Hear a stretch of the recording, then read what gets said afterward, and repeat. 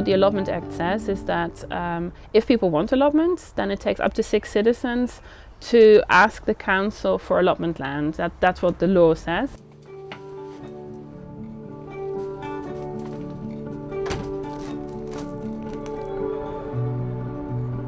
I've had an allotment for 13 years myself, and in that period the waiting list has expanded from when I got mine was 2 months the wait to recently it's now 15 years, and during that time I was also on the committee dealing with the waiting list.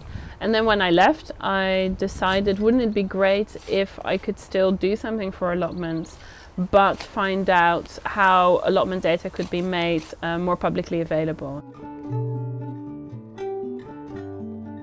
I then found out about open data, which is really about opening up public data and allowing citizens to do something with that data. So I used the Freedom of Information Act with my student, Jana Manjukina, to open up allotment data sets across the UK. And this was a little bit in response also to another project from Transition Town West Kirby that had started to look at the length of waiting lists.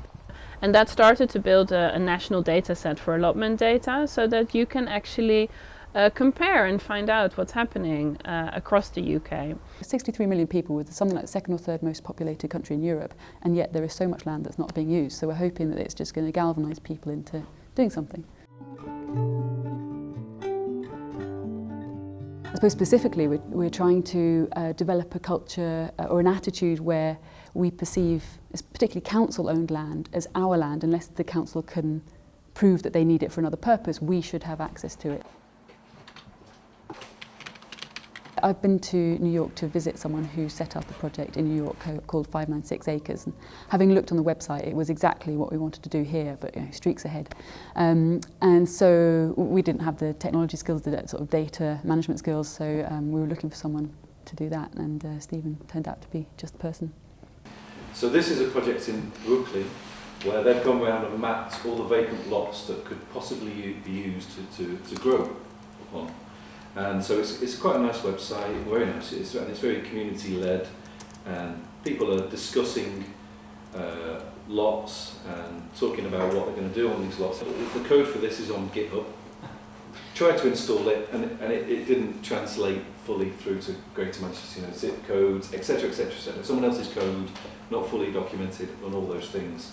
Whilst that was a great request from a community to open Data Manchester, that's what I want to stress tonight, we sort of, with Freed, had to take a step back and think, okay, what we want to do, we want to go to an area like Old Trafford, and we want to go around and map these spaces, just as they've done in Brooklyn. But my philosophy was, let's try and use tools that are available already that are a bit more generic. They're going out in pairs, and they've been given sections of Old Trafford to walk through. They're walking around, taking photos of any sites they see that might be of interest, and recording water supply, aspect, access, surface, ground surface, existing use perhaps as well, and they're coming back, and we're uploading all the information, including the photos. So during the Old Trafford walks, what we've used is a tool called CrowdMap, and CrowdMap is a free and open source tool that's been around for a few years. It's really successful, and it gave us a tool that people could quickly enter the data that they've collected locally, and for us collectively to see the map of all the spaces we've looked at. Two things with this particular project. The first is open data on the allotments and how many allotment plots there are and how many people are waiting for allotments. If we could see that local authority data side by side, we can begin to see where the pressure points are. And the second one is about the local mapping walks that we've done in Old Trafford. If we can generate data that people can then use and make new maps, make other maps, and look at it from different angles, then again, that's really positive and useful. It was really interesting that we didn't just focus on the data. We didn't mention data too much. We had nice food, we got out into the local neighbourhood and took photos, and then we came together and discussed them. So for me, it was really a nice thing, a nice activity that we did. It just so happens that we made some data as well. So one of the things about this project is to kind of test in a way, or critique the idea of open data as this thing that is meant to be good for citizens, because citizens are rarely part, I think, of the open data equation, even though there's a lot of language around citizenship. It's critical mass, so it's people wanting to do something, but it's also the language we all use around public land. This was about, social, political change that I think is difficult to do just through journal publications and conference presentations. Well, one of the things that I have noticed about both open data and kind of growing cultures is that they share ideas about shared resources, resources accessible to all.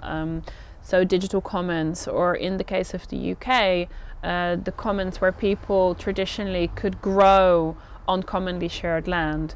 So a lot of the questions we had at first were, how are you going to help us set up community gardens? And all we're doing is mapping the area. And the idea is that we're developing tools that people can use to map the area. It's up to them to then get together and develop community gardens, which is a whole nother job.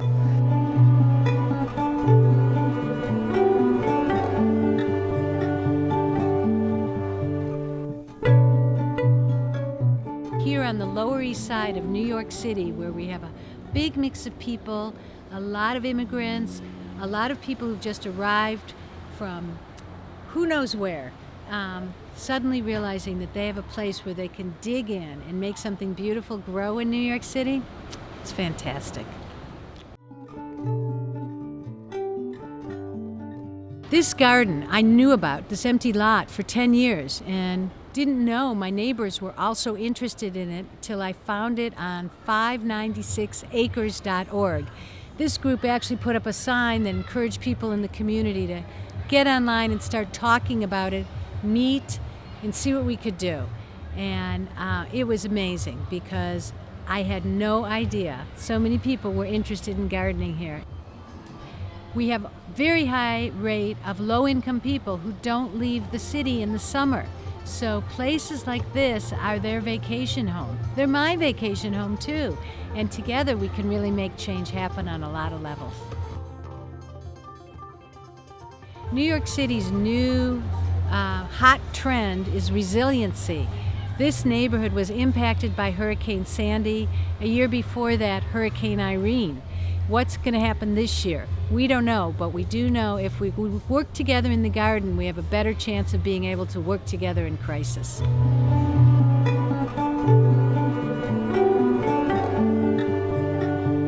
So here in Sheffield, there's a certain amount of growing activity. There's maybe 3 or 4 organisations that are particularly involved in food growing. There's kind of interesting things happening with the universities who are getting more interested in these ideas. And, there's a lot of space here which could be used for growing. While I was over in Old Trafford for the final set of their workshops, it was great seeing everyone gathered around the big A0 map on the table and working through the photos, and the energy and enthusiasm around that was inspiring. And so that told me that, the role of mapping can be to enthuse and inspire as much as it can be to kind of gather data together.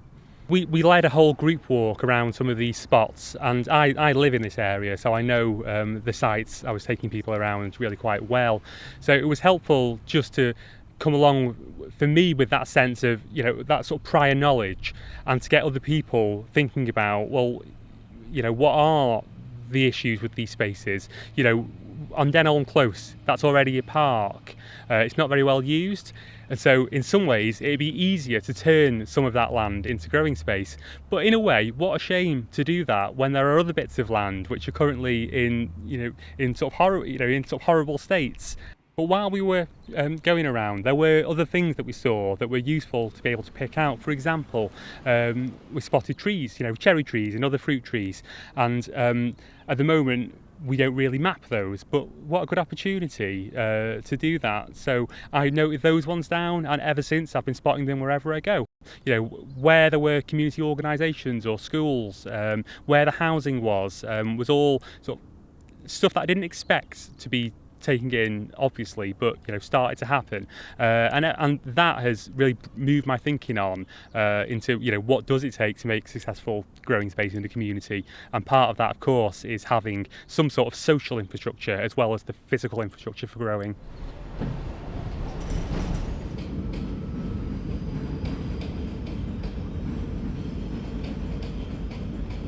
So where we're at, we're East New York, Brooklyn, New York City, United States of America.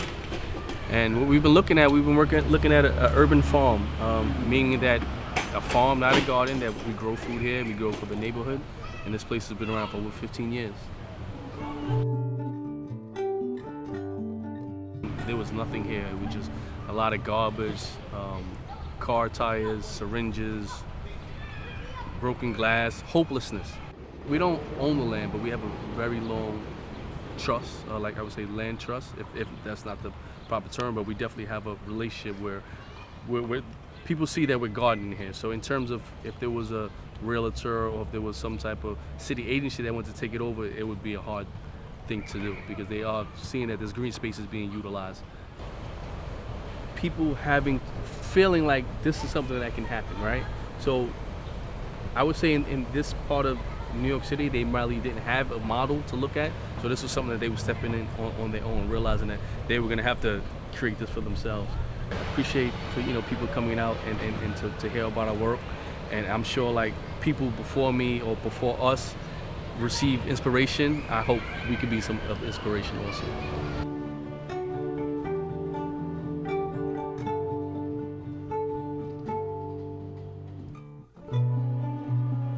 So what we're going to do, we're going to build a toolkit that will reflect upon what we've done and our learning, but we'll give people advice on the steps they should take, the things they need to put in place, and the possibilities that they could have thereafter.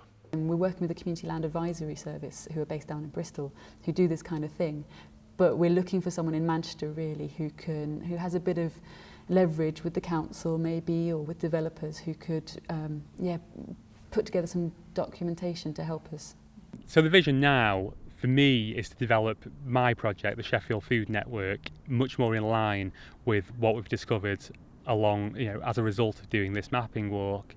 And I suppose overall, what this has taught me is that it's about trying to find a much more social way of doing the Sheffield Food Network mapping, so that people, volunteers, and people that are not connected with Grow Sheffield have a good way of adding information, so that between us we've got a comprehensive sort of picture of what's going on in Sheffield. Other partners or other people have become interested, so Trafford Council is fully on board in terms of their support. And that's really important for us to not just map something, but think about future possibilities of these vacant lots. Where might this mapping then lead, and what community projects could potentially grow out of this. So it's very nice that lots of different people have come together around a shared interest and a shared kind of goal.